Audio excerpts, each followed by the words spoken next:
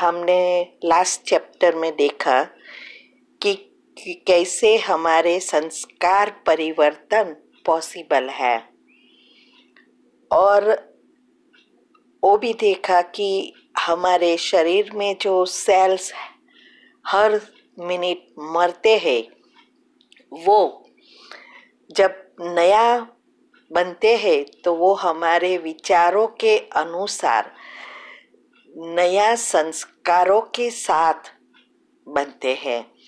इसीलिए ज़रूरत है कि हम हमेशा अच्छा ही सोचें। और फिर ये भी देखा कि सेल्स नए बनते हैं, लेकिन जो न्यूरॉन है वो नए नहीं बनते। वो 5,000 से 10,000 पर डे जैसी जिसकी एक्टिविटी दिन भर में कैसी है, और जितना हम नेगेटिव सोचेंगे उतना वो जास्ती मरते हैं।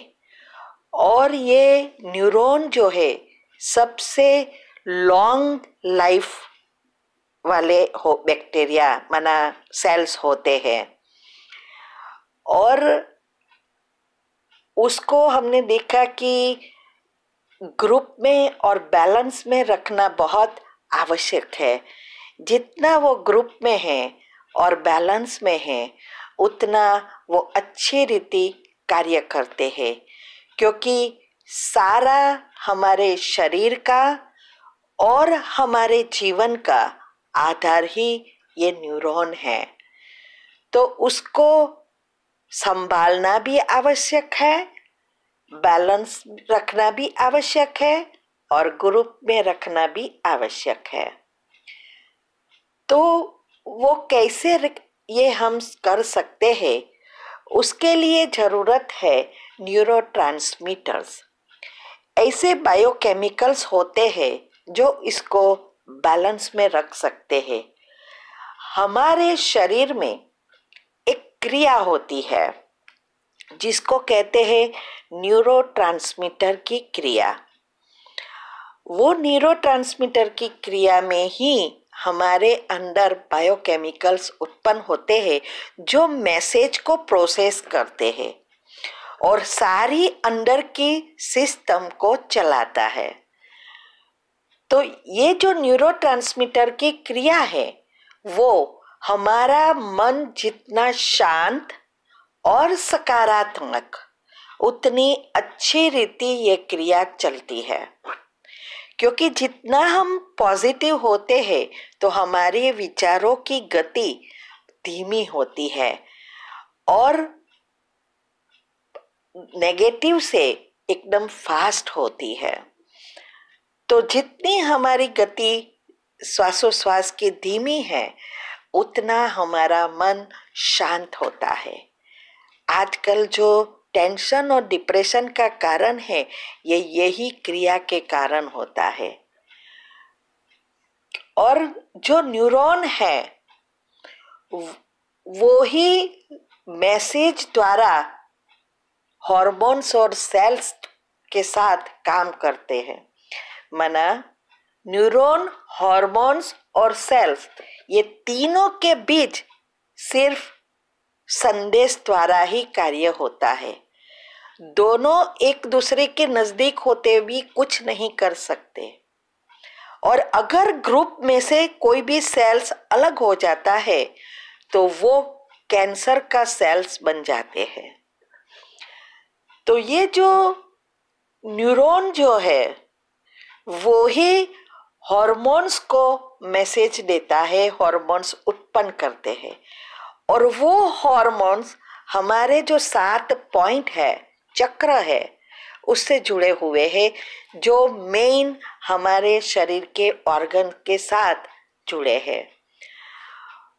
और जितना ये क्रिया अच्छी होगी उतना हमारा बायोकेमिकल्स बैलेंस में रहेंगे, और जितना वो बैलेंस में होंगे उतना वो एक दो को अच्छी रीति मैसेज भेज सकेंगे, माना संदेशा दे सकेंगे।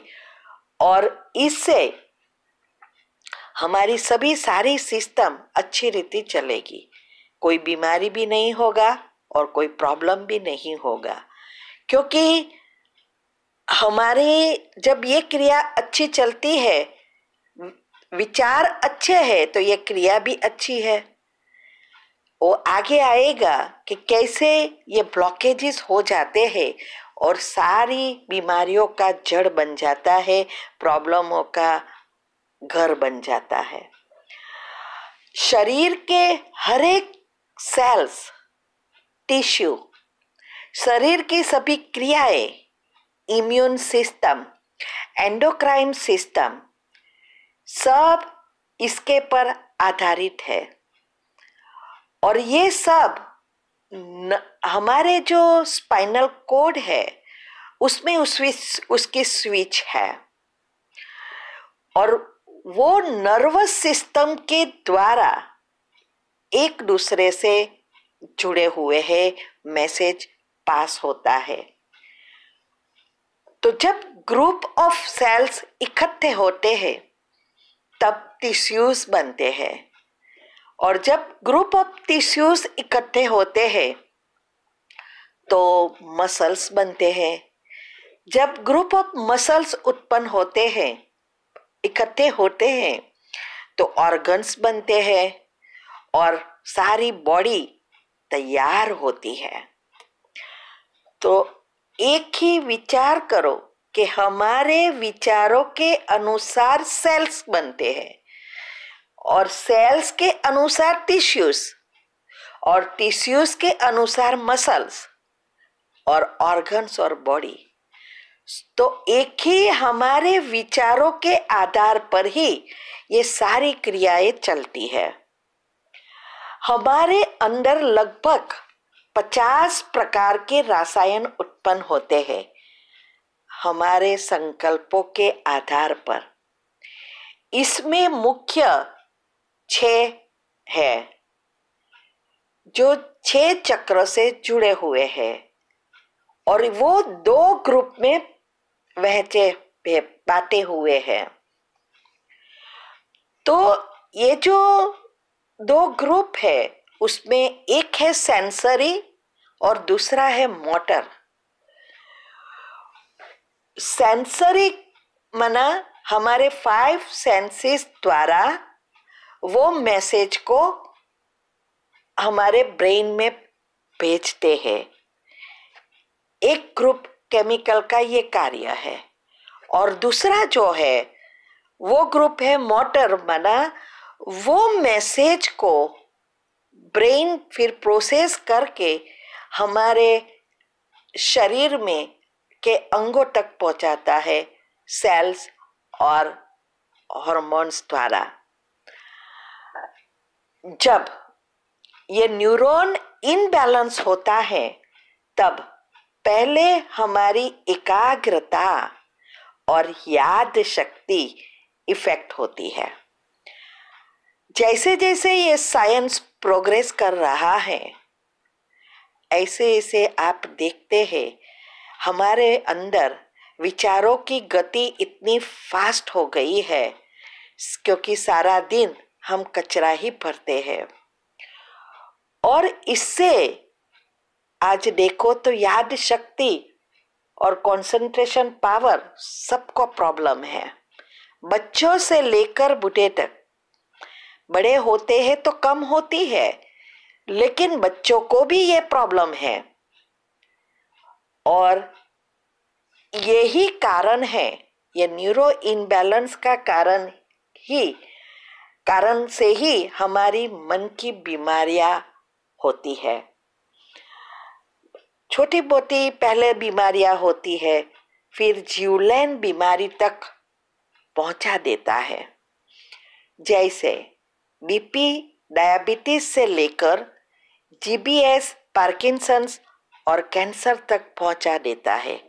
सिर्फ हमारे विचार, संकल्प, और वो आगे आएगा कि कैसे ये संकल्प से टेंशन, टेंशन से डिप्रेशन, डिप्रेशन से बीमारी तक पहुंचते हैं।